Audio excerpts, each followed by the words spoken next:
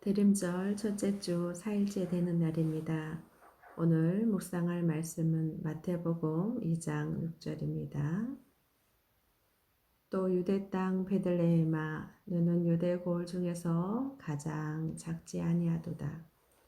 내게서 한 다스리는 자가 나와서 내 백성 이스라엘 목자가 되리라 하였음이니이다. 아멘.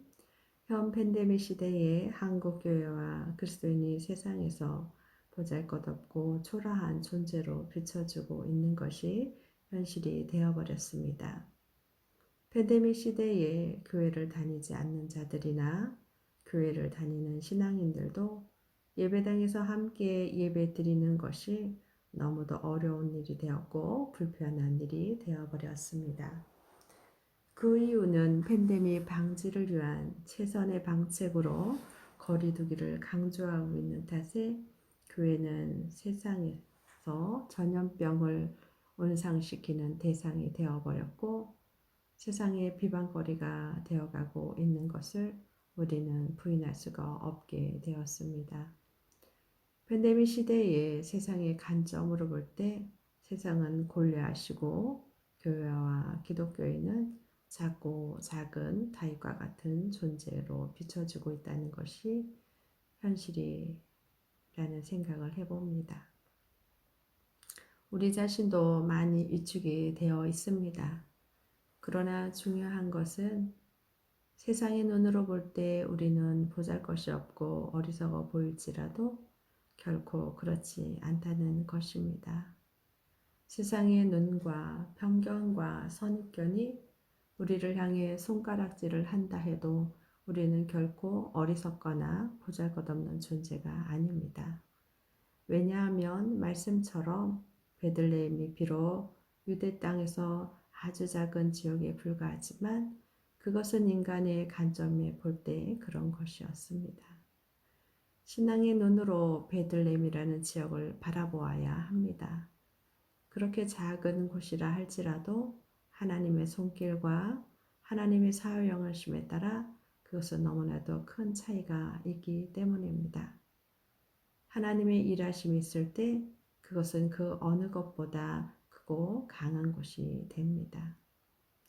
사람들이 보잘것없다고 생각하고 무시한다고 해도 그곳에 하나님의 일하심과 역사하심이 있다면 놀라운 일이 일어납니다. 보잘것없는 그곳에 하나님의 역사가 임했습니다. 바로 그곳에 이스라엘 목자가 될 예수님이 태어나셨습니다. 우리를 구원의 길로 생명의 길로 인도할 예수님이 태어나셨습니다. 이것이 바로 하나님의 일하심의 방법입니다. 어쩌면 하나님의 팬데믹 시대를 통해 우리와 한국교회에 꼭 말씀하시고 싶은 것이 있지 않나 생각해 봅니다. 하나님을 인정하고 겸손히 하나님을 신뢰하는 삶을 살기를 원하시고 있다는 생각을 해봅니다. 하나님은 우리가 교만할 때 우리를 세상 앞에서 가장 초라한 존재로 전락시키십니다. 그러나 우리가 아무것도 아닌 존재임을 인정하고 겸손하게 하나님을 신뢰할 때 하나님은 우리를 세상 앞에서 초라한 존재로 버려두지 않으십니다.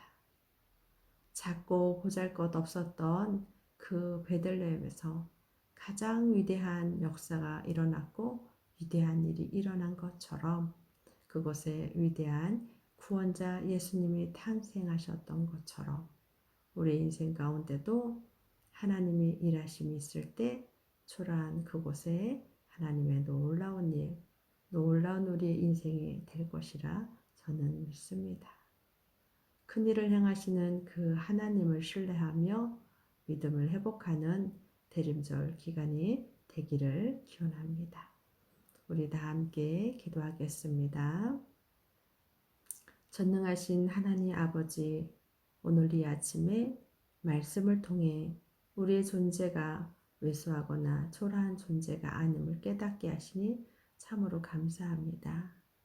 하나님 안에서 우리의 존재가 얼마나 존귀하고 멋진 인생을 살 수 있는 사람들인지를 깨닫게 하시니 참으로 감사합니다.